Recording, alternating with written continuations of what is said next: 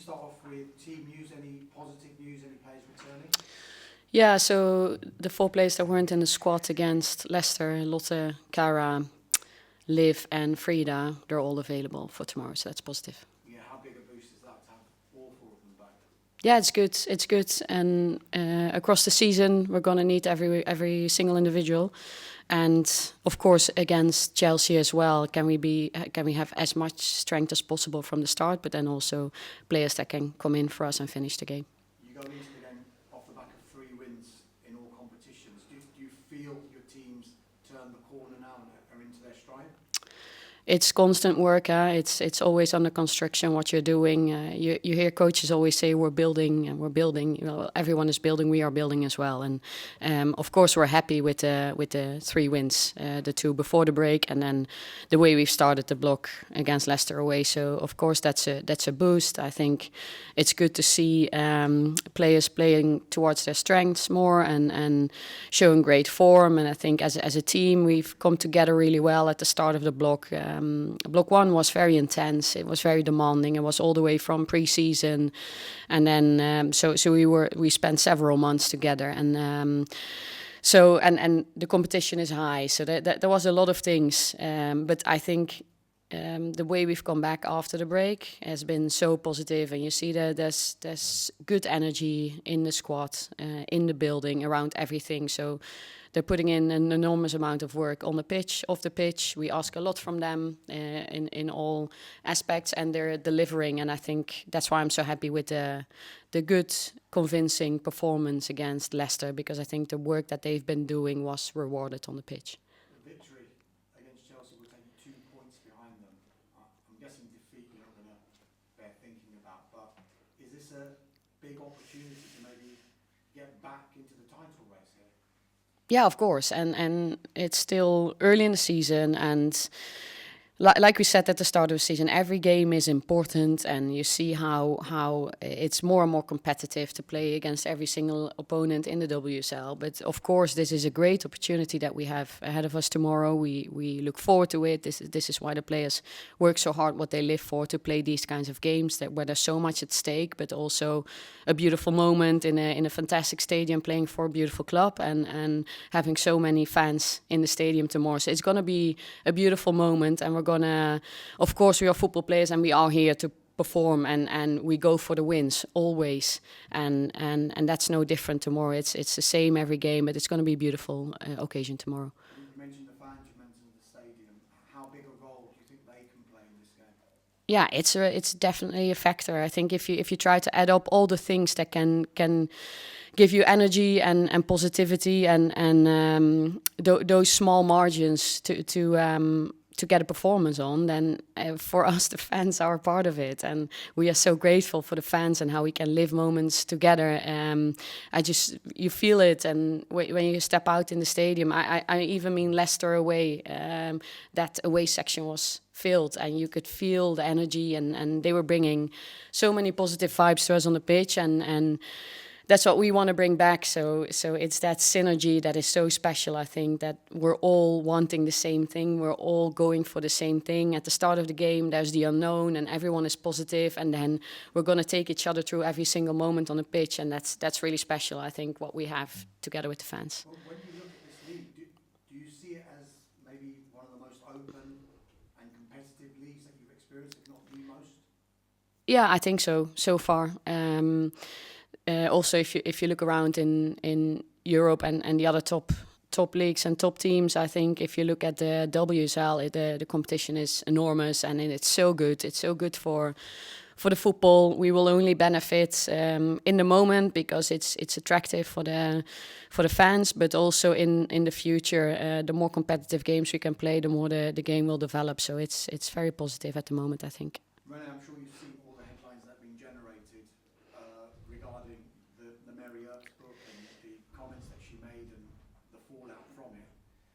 What was your reaction to it? Did it disappoint you? I don't read much news, but of course it's come to me. I'm very proud of the environment that we have at the club, and we have transparency and we have honesty in our environment. So, and I think that's been great. Where we, if there's things or challenges in the team, then we solve them internally, and I'm very proud of the way we act with each other. But I think there's been a lot of talking about the issue. I'm not directly involved, so I'm not going to add more to it.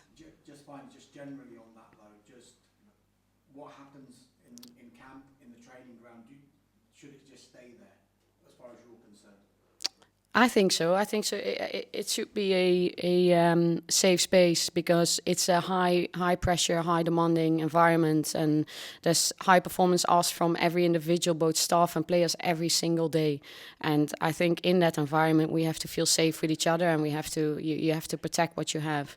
At the same time, you want to build a culture and an environment when there is, of course, nothing to hide, because it's positive, it's open, it's transparent, it's constructive. So, but now I'm happy with the culture we're building here, and that's all I see. And like I said, that's also work on the construction. Thank you. Good luck. Thank you. Thanks, Tim. Renee, you spoke about the players who were missing last weekend, but Kim seemed to go off with a knock. Is she available? Yeah, so that's probably she won't. So we've had our last session, and the game comes tomorrow at 12 o'clock. So I expect her not to be available tomorrow. And can I ask, Freddie asked this last week about the number of own goals, and when you watch them all, it's like watching the same goal 7 or 8 times. So there's some kind of method, and you add Irene Paredes's own goal in the Champions League final, which is disallowed, which is identical to a lot of the own goals we've seen.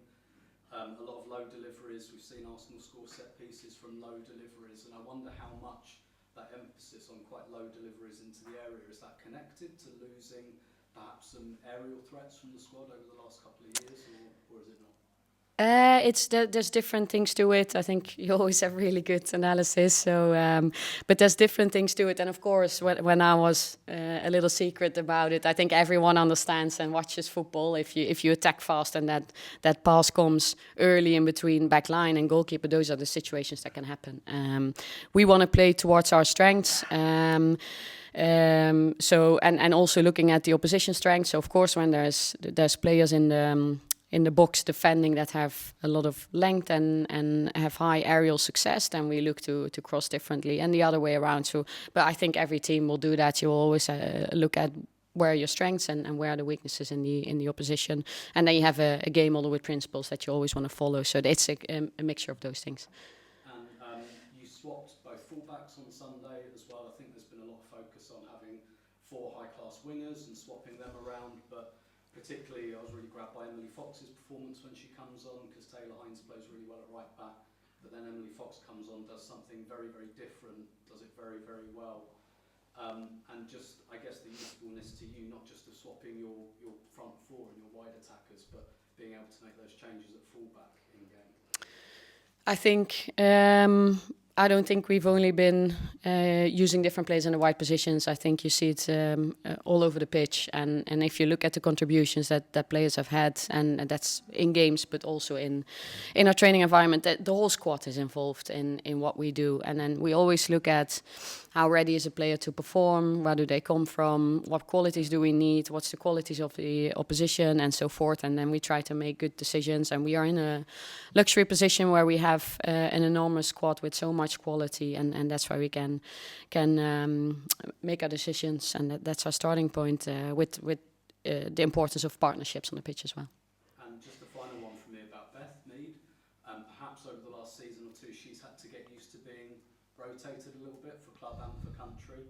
But I think the last couple of performances been very, very strong. Like her end product pretty much never dips, but I wondered the impact maybe of the international break, where England had a lot of injuries. She pretty much had to play both those games. She plays them both on the right. She plays on the right against Leicester, and maybe some of that familiarity and some of that regularity coming back into her game. Yeah, so it's I think in high competitive environments where I would categorize England and Arsenal, you have to perform, and when chances come, you have to take them. And I think Beth is a really good example that she was ready when the opportunity was there, and she plays with conviction at the moment. She plays with high belief and an urgency in everything she does. So she's in a really good place. So it's of course always good to see when players, when they get opportunities and there's an expectation of delivery that they live up to it, and I think that's a really good example of it. It shows a lot of mental strength. Thanks. So Chelsea have a way of winning, despite maybe not always playing the best football. What do you think makes them such, well, you could almost say serial winners? And do you take any inspiration from that? Of course, you find inspiration in other teams, in other sports, or other parts of life. Always, huge respect for. Because it's not easy. It's easier getting to the top, or it's easier to win one trophy, but to do that consistently over time, that's really hard. That's really hard because you will change personnel, times change, so you have to grow with the change. You can never stand still. So, of course, a lot of respect, and they have found their ways. They find their ways, and like I said, very respectful about that. And we have to look at ourselves and where our strengths are, and of course we achieved something great last year, and we want more, and the club is really invested, and so I think I'm very proud to be here, to be part of this club, and but yeah, I also understand the high demands on trophies, but we're very determined to find ways to keep on building and to keep build something that can create consistency in winning as well.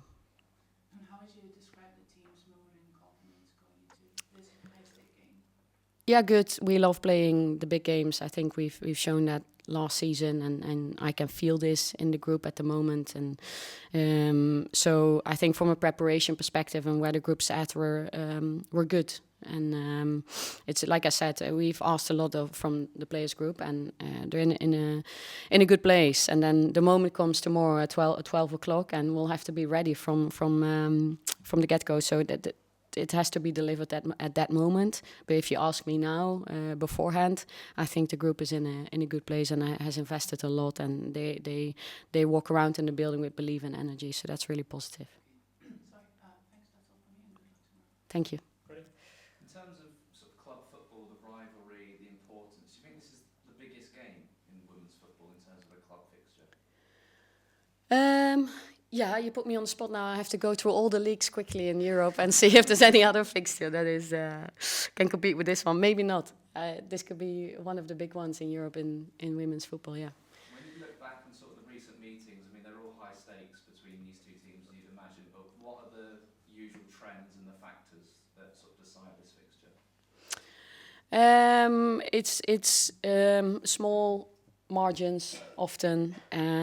We know that Chelsea likes to come out in a certain way, and we know that momentum will shift, and we know where our strengths are. I think we have a really good idea of where our strengths are and what we can bring to the game.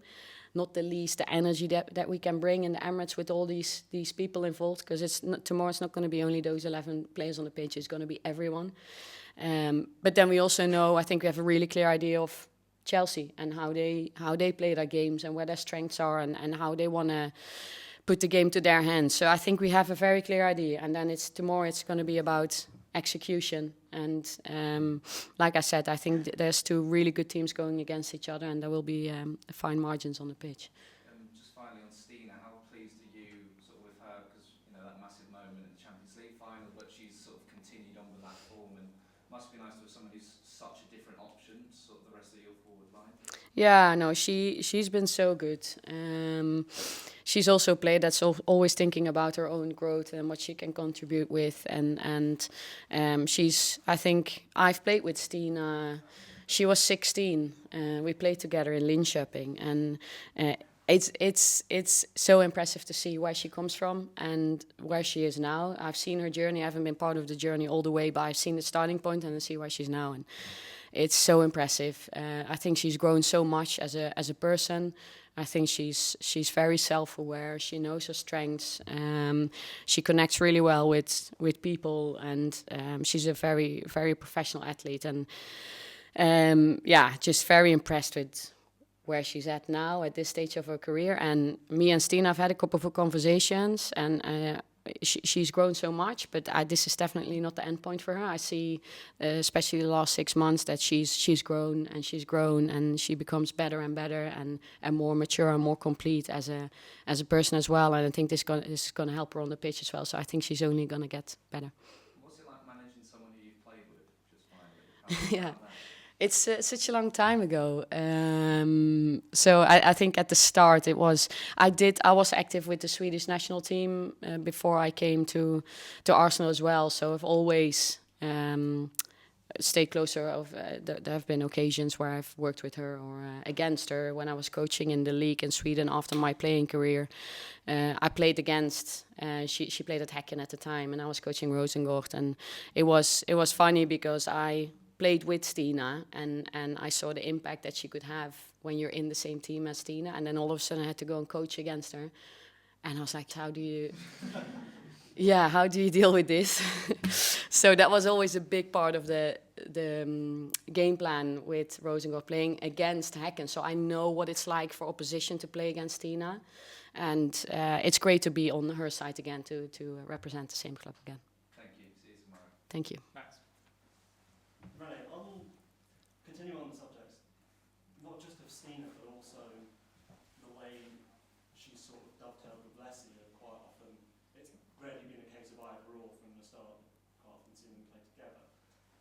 Is that a dynamic you're happy with, especially from the perspective that with Leicester being such a well-rounded player and offering so much that maybe Stina actually takes a little bit of the pressure off her, that she can kind of be forcing the issue in the box in the final third, well, unless you can kind of do all these things slightly deeper that she's so good at.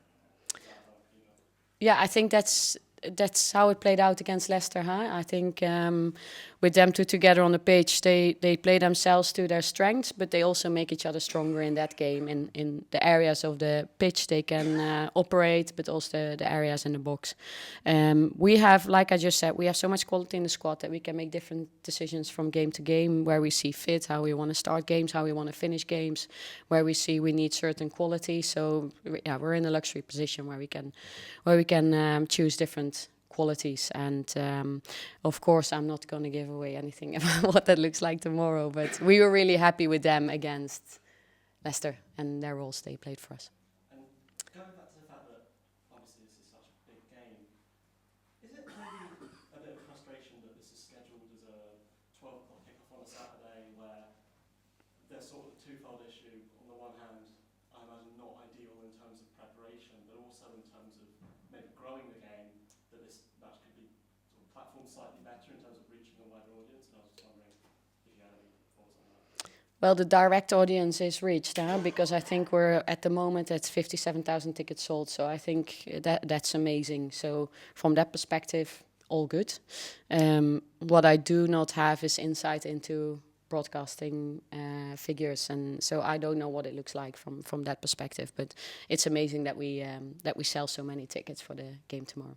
And from a preparation point of view, is it a frustration when the game's slightly early because of sort of timings in terms of like when players have to eat, etc., get up, or is that something you're used to at this point? Yeah, we've had a couple of 12 o'clock kickoffs now, and you just have to be flexible. It's the whole range of 12 o'clock is the earliest, but then you have the 8 o'clock kickoffs in Champions League. So it's the whole range and everything in between, and the players need to be flexible, and they are. So we will be ready at 12 o'clock tomorrow. Hi Renee.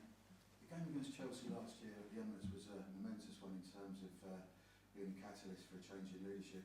How do you reflect on the last 13 months, and what would the Renee of today give advice to the Renee of 13 months ago? Oh, good question. You guys always see me as very calm and composed on match day. I am. But there's on a daily basis, there's a lot of things that need to be managed and dealt with, both longer term things that strategies or and it could be anything. There's also things in the moment that can come up that you have to deal with, and that's probably where I see myself, where I've grown a lot. don't make hasty decisions in the moment, or don't get too emotional about things in the moment. You have to be so calm, because anything can happen in this environment. As every single day there's something that comes up that I haven't planned for, and I might have thought, okay, now I'm going to watch 1 hour of video on Chelsea, but then something else has come up and I haven't been able to do that, so that is then postponed to the evening. And so there's always things coming up, and what I've learned is be calm about the daily things. And you can have a plan in the morning, but I think in my role that plan is very rarely executed, and that's part of the role as well. We work for a very big club, very big staff, a lot of players. You work with people, and that's I probably, when I started the job, when I started the role, I didn't understand that there was going to be so much time going towards those things rather than the football. And that's I don't mind it, because it's a beautiful thing as well. So I like working with that. So, but that's probably the biggest learning, where my time and energy goes, and how I stay calm in anything that can happen on a day. Are you still enjoying it? I do, yeah. Thanks. Any more in the room? All done. Yeah, we'll leave it there, guys. Thank you. Thank you. Yes. Guy, I guess if we could just maybe